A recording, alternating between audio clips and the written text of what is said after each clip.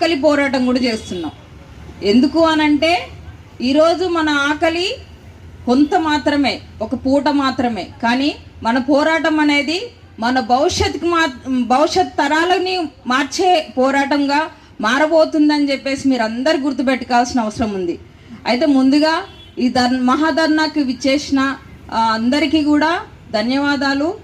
ముఖ్య వక్తలుగా విచ్చేసిన మన హరగోపాల్ సార్కి, ఈ ధర్నాకి అధ్యక్ష వర్గానికి, ఇక్కడున్న వివిధ సంఘాల ఆదివాసీ నాయకులందరికీ కూడా ధన్యవాదాలు తెలుపుతున్నా. అనేక సమస్యలు ఆదివాసీ ప్రాంతాల్లో వెలుగు చూపుతున్నాయి. రాజ్యాంగం రాసుకొని రాజ్యాంగంలో అనేకమైన సమస్యలు చూస్తున్నా ప్రభుత్వాలు, కేంద్ర రాష్ట్ర ప్రభుత్వాలు రాజ్యాంగం అమలు చేసే విషయంలో అంటే ఓన్లీ మన ఆదివాసీలకే అమలు చేయట్లేదా, లేకపోతే అందరికీ అమలు చేయట్లేదా అంటే అందరికీ అమలు చేసే పరిస్థితిలో ప్రభుత్వాలు లేవు. ఎందుకనంటే ఆదివాసీ సమస్యలు అనేది చాలా చిన్న సమస్యగా కనబడుతుంది వాళ్ళకు. అదేవిధంగా రాజ్యాంగంలో అమలు చేయాల్సిన అంశాలు ఏవైతే ఉన్నాయో ఆ అంశాలని కూడా వాళ్ళు తప్పుతో పట్టించే పరిస్థితికి మనం చూస్తున్నాం కేంద్ర రాష్ట్ర ప్రభుత్వాలు.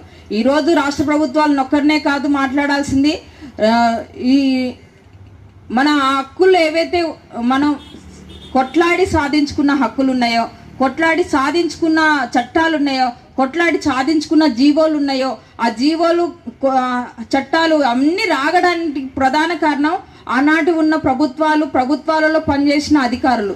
ఇప్పుడు మనం కొంతమంది వ్యక్తులు చెప్పారు, ఏంటిది ఎస్ఆర్ శంకరన్, బివి శర్మ గారు, మరి సుబ్రహ్మణ్యం గారు, ఇట్లాంటి వ్యక్తులందరూ కూడా వాళ్ళ పరిధుల్ని వాళ్ళ అధికారాలని వినియోగిస్తూనే మన ప్రాంతంలో జరిగే చట్టాల విషయంలో కానీ, జీవుల విషయంలో కానీ, మన సాంప్రదాయాలు, మన హక్కులు, మనం ఏ విధంగా జీవిస్తున్నాం, ఆ జీవన విధానానికి అనుగుణంగా ఈరోజు వీళ్ళకి ఏం చేస్తే బాగుంటుంది అని చెప్పేసి ఆనాడే ముందస్తుగానే ఊహించి ఈరోజు చట్టాలు చేయడం జరిగింది.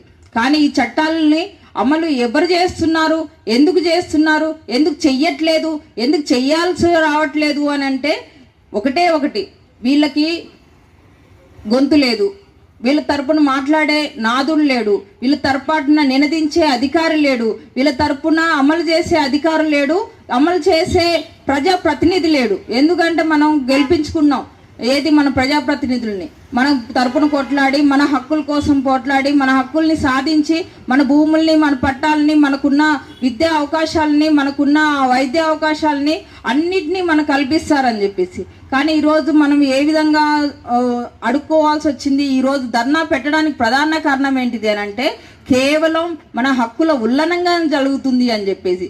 ఈరోజు హక్కుల ఉల్లంఘన జరగడానికి ప్రధాన కారణం మనతో ఉన్న అధికారులు, ప్రజాప్రతినిధులు, మనతో పాటు అమలు చేయాల్సిన జీవోలు, చట్టాలు ఏవి కూడా అమలు చేసే పరిస్థితి లేదు.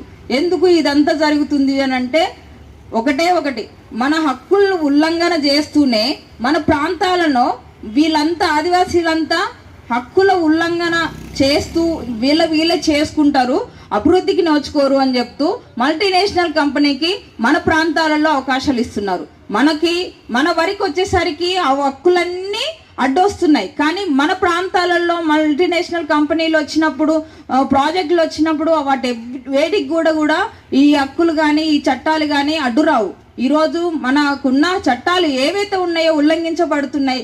అరే ఉల్లంఘించడం కాదురా నాయన, మేము అభివృద్ధిని కోరుకుంటున్నాం, అభివృద్ధితో పాటు మాకు అక్కడ అవకాశాలు కల్పించండి, మేము చదువుకుంటున్నాం, మాకు తెలివి ఉంది, మేము ఉద్యోగాలు చేస్తాం, మాకు అంటూ ఒక కూడునిచ్చే 3 పూటలు కూడునిచ్చే అవకాశం కల్పించండి అని కోరుకుంటున్నాం. కానీ ఈరోజు అవేమి గోడు పట్టించుకోకుండా కేంద్ర రాష్ట్ర ప్రభుత్వాలు వీళ్ళు ఎంత పోరాటం చేస్తారో చేసుకొని వీళ్ళ వైఖరిని మనం పట్టించుకోవాల్సిన అవసరం లేదు అనే వైఖరిలో నిర్లక్ష్యంతోనే ఈరోజు ప్రభుత్వాల పాలన చూస్తున్నాం. అంటే ఈరోజు ప్రభుత్వాల పాలన విధానాన్ని మనం ప్రశ్నించాల్సి వస్తే ప్రతి ప్రభుత్వం, ఈ ఒక్క ప్రభుత్వమే కాదు, ప్రతి ప్రభుత్వం కూడా మన విషయంలో నిర్లక్ష్య వైఖరిని వహిస్తుంది. ఈరోజు ఉన్న చట్టాలని సరైన పద్ధతిలో మాకు అమలు చేయండి, మీరు పూర్తి స్థాయిలో అమలు చేయకపోయినా మాకు ఉన్న హక్కుల్ని ఏవైతే ఉన్నాయో అవి మాత్రం కల్పించండి అని కోరుకుంటున్నాం. ఈరోజు జీవో నెంబర్ 3 ఎప్పుడైతే రద్దయిపోయిందో సుప్రీంకోర్టులో, అప్పటి నుండి కూడా ఇప్పటి వరకు కూడా ఎంప్లాయీ యూనియన్స్ అందరూ కూడా కొట్లాడుతూనే ఉన్నారు. మనమందరం కూడా ఎన్నో ఉద్యమాలు చేసినాం. కానీ ఆ ఉద్యమాల ఫలితంగా ఒక వన్ ఇయర్ బ్యాక్ మన రేవంత్ రెడ్డి గారు మమ్మల్ని అందరినీ పిలిచి మేధావులుగా ఒక ఖమ్మం జిల్లా నుండి అండ్ ఆదిలాబాద్ నుండి కొంతమందిని మాత్రమే సెలెక్ట్ చేసి 1-2 సార్లు చర్చలు పెట్టడం జరిగింది జీవో నెంబర్ 3 మీద. దానికి ప్రత్యామ్నాయం ఏదో ఒకటి చేసి దాన్ని అమలు చేద్దాం, దాన్ని ఎట్లా ఇంప్లిమెంట్ చేద్దాం అనేది చెప్పారు. కానీ ఆ రోజు నుండి ఈ రోజు వరకు ఆ జీవో నెంబర్ 3 మీద మళ్ళీ చర్చనే లేకుండా మనం చూస్తున్నాం. అంటే ఈరోజు ప్రభుత్వాల్లో ఉన్న ప్రజాప్రతినిధులకు కానీ, మంత్రులకు కానీ, సీఎం గారికి కానీ ఎన్నో పనులు ఉండొచ్చు. కానీ దాంతోపాటు మా సమస్యలు కూడా ప్రధానమైన సమస్యలు ఉన్నాయి. ఆ సమస్యల్ని అమలుకు నోచుకోలేకపోతున్నాం. వాటిని అమలు చేయడానికి మీరు ఏ విధమైన చర్యలు తీసుకోవాలి? ప్రత్యేకమైన జీవోలు తీసుకొస్తారా? ప్రత్యేకమైన కమిషన్లు వేస్తారా? ఆ కమిషన్లకి మా వాళ్ళని ఏ విధంగా అందులో ప్రత్యేకమైన ప్రాధాన్యత ఇస్తారు? ఇవన్నీ కూడా మీరు ఒక చర్చా వేదిక మా దగ్గరికి వచ్చి పెట్టండి. ఎందుకనంటే ఒక ఏసీ రూమ్లలో కూర్చోబెట్టుకొని చర్చ జరిపినంత మాత్రాన మా సమస్యలు తీరే సమస్యలు కావు. కనుక మీరు అందరూ కూడా ప్రభుత్వ విధానాలు ఏవైతే ఉన్నాయో వాటి ఎవరిని కూడా ధిక్కరించమని చెప్పట్లేదు. మాకున్న చట్టాలని, మాకున్న హక్కులని, మాకున్న జీవోలని సరైన పద్ధతిలో అమలు చేయండి. కనుక ఈరోజు మేము ఈ ప్రజావేదికగా, ప్రజా ధర్నా వేదికగా మేము ఒక విజ్ఞాపన చేస్తున్నది ఏంటిది అనంటే, మా హక్కుల అమలు, మాకున్న చట్టాల అమలు, మా జీవోల అమలు, వాటిని ఏ విధంగా ప్రభుత్వాలు తీసుకెళ్తాయి ముందుకి, వాటిని ఏ విధంగా ఉపయోగపడే విధంగా, మా జనాలకి ఉపయోగపడే విధంగా చూస్తారు. కనుక మీరందరూ కూడా మిమ్మల్ని ప్రశ్నిస్తుంది ఒకటి, మా హక్కుల వరకు వచ్చేసరికి అన్నీ అడ్డు వస్తున్నాయి. మీరు మా ప్రాంతంలో మల్టీనేషనల్ కంపెనీలు తీసుకొచ్చినప్పుడు అవి గుర్తు రావట్లేదా? ఏ చట్టాలు అడ్డు రావట్లేదా? కనుక ఈరోజు జీవో నెంబర్ 3 ఒకటే కాదు, 107 యాక్ట్ ఒకటే కాదు, పీసా యాక్ట్ ఒకటే కాదు, అనేకమైన చట్టాలు. అంటే 5th షెడ్యూల్ అండ్ 6th షెడ్యూల్లో మీరు అడుగు పెట్టాలి అని అంటే చాలా చట్టబద్ధమైన ఉల్లంఘన చేస్తున్నారనేది మనం గుర్తుంచుకోవాలి.